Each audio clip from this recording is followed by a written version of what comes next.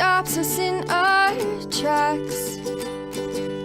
Bravely we prove in our striving, trudging together each day. Where there's a will, there's a way. Sunday, everybody.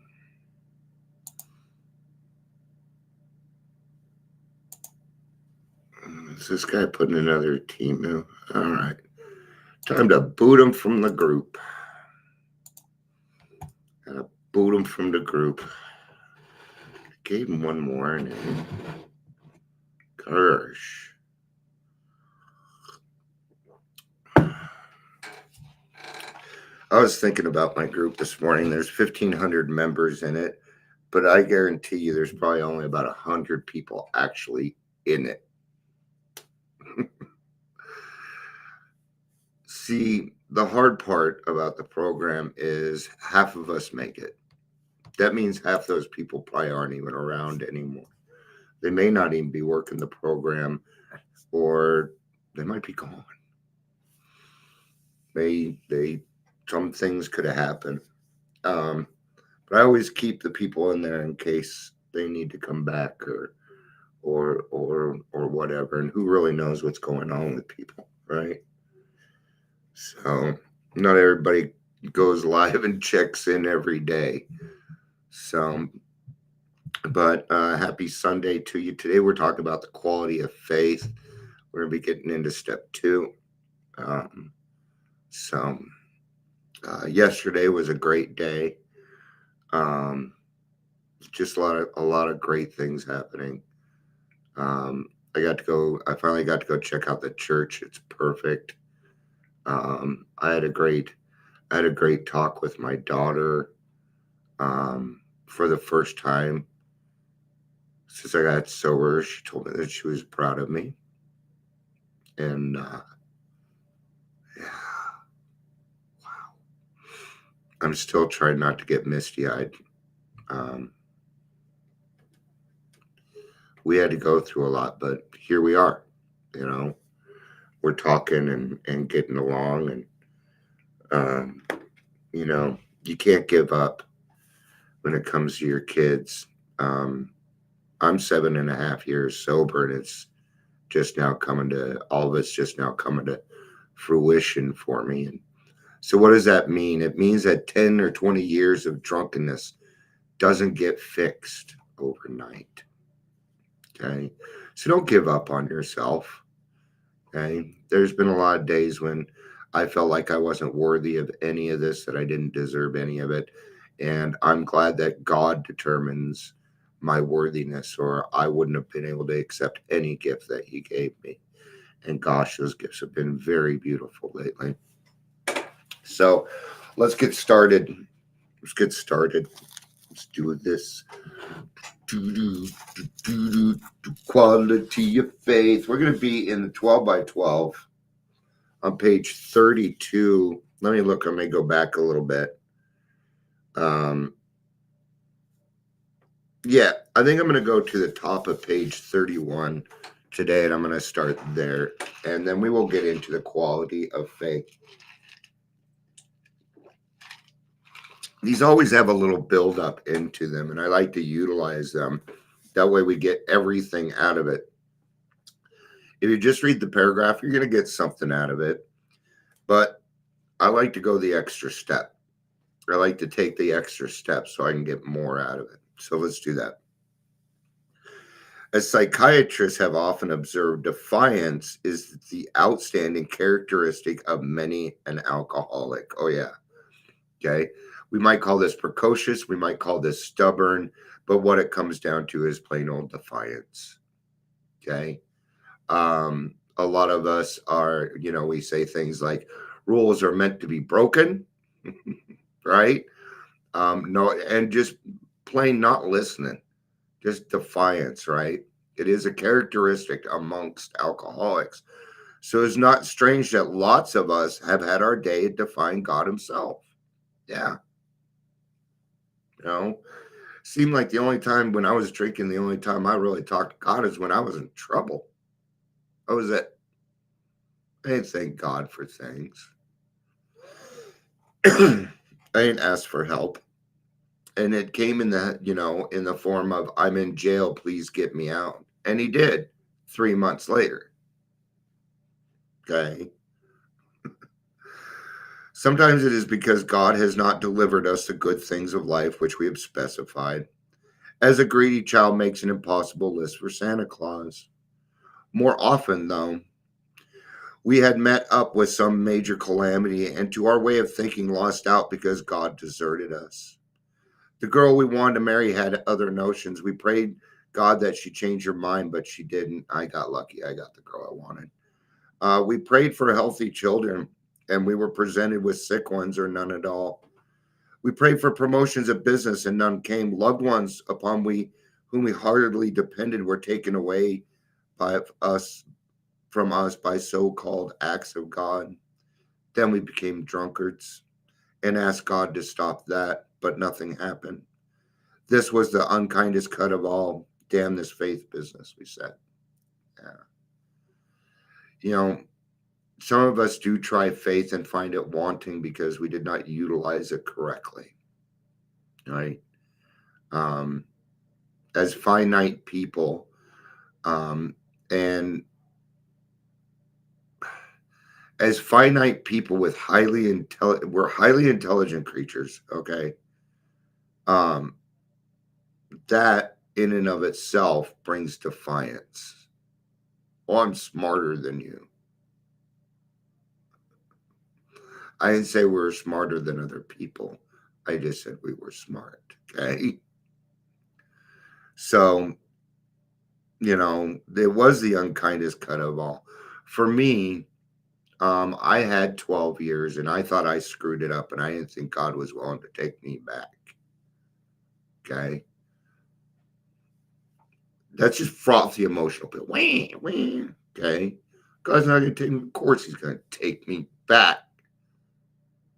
Of course, he is. And I knew that deep down inside, too.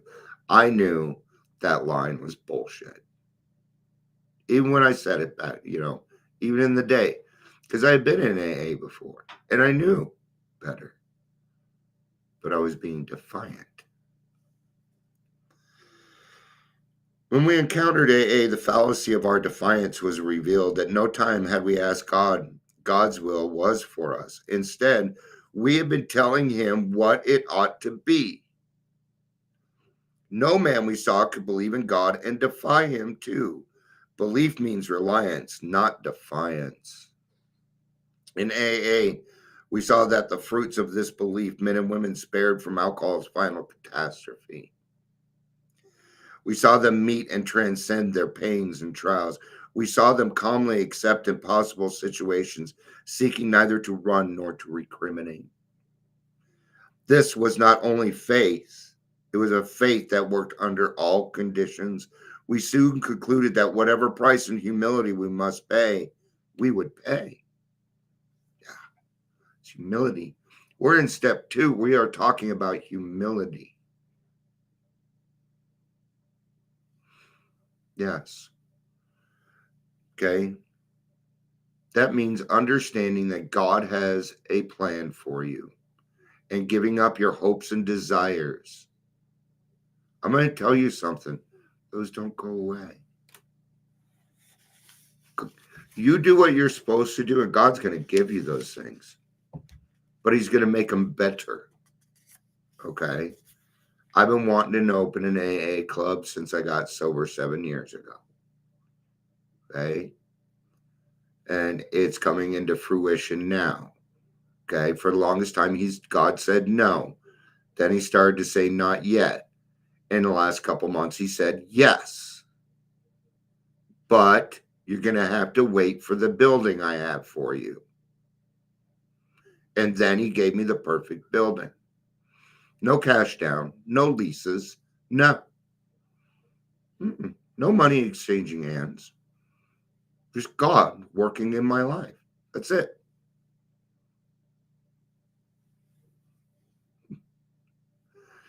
Now, let's take the guy full of faith, but still reeking of alcohol. I love these guys when they come in.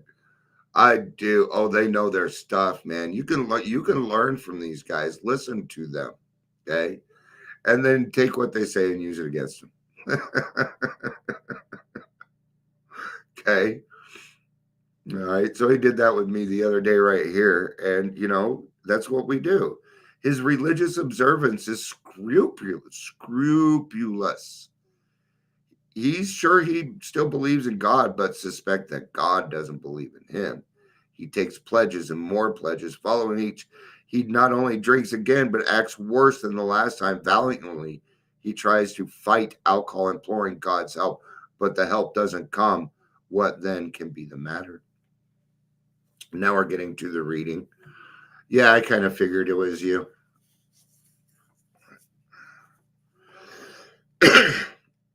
I figured the only person that wasn't going to say anything and sit there that long was going to be either you or Ingrid. But I figured you were busy and listening. To clergymen, doctors, friends, and families, the alcoholic who means well and tries hard is a heartbreaking riddle. People couldn't understand why I kept putting myself in detox. Why are you doing that? Why are you doing that? Because I knew if I kept taking away my freedom, I would not be able to accept that anymore. Okay?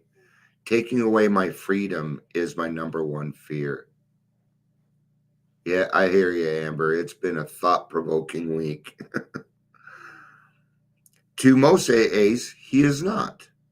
There are too many of us who have been just like them and have found the riddle's answer.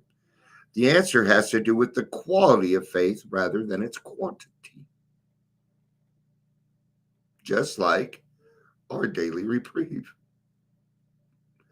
This whole thing is about quality. Okay? I've seen people with oodles of years lose their faith and go back out. I've seen new people with very limited faith but good faith who was able to walk away from the drink in the first week. I've seen that too. I've seen all sorts. Okay? It is your quality of faith. It is about your daily reprieve. Nothing else. Nothing else. What are you going to do today to make the world a better place? Very simple stuff. Hey, God, I got all fucking day. What do you need me to get done? Ask. Ask. Hey, God, dude, yo, HP, I got to do some work, right? But then you got to do something. Okay? Got to do something. This has been our blind spot. We suppose we had humility when we really hadn't. We suppose we had been serious about religious practices. Upon honest appraisal, we found we had only been superficial. Or going the other extreme. See, there's never any balance in there, right? We had wallowed in the emotionalism and had mistaken it for true feelings. That was me. Oh, that was me. The fact was we really hadn't cleaned house so that the grace of God could enter us and expel the obsession. That's why the obsession usually leaves at about the fourth or fifth step. Because see, you're finally putting action into it. Mine happened in the third step. The obsession was lifted. I didn't want alcohol anymore. I did not want to drink. I could not help myself. I couldn't. And even when I think back, it feels convoluted. It feels dark. You know. In no deep or meaningful sense have we ever made amends to those we had harmed, or freely given to any other human being without any demand or for reward. We had not even prayed rightly. We had always said, God, grant me my wishes instead of thy will be done. The love of God and man we understood not at all. Therefore, we remain self deceived and so incapable of receiving enough grace to restore us to sanity. You've got to let the old person die. You've got to let them go. Okay? Don't worry. Those doing a close to open. Oh, pizza.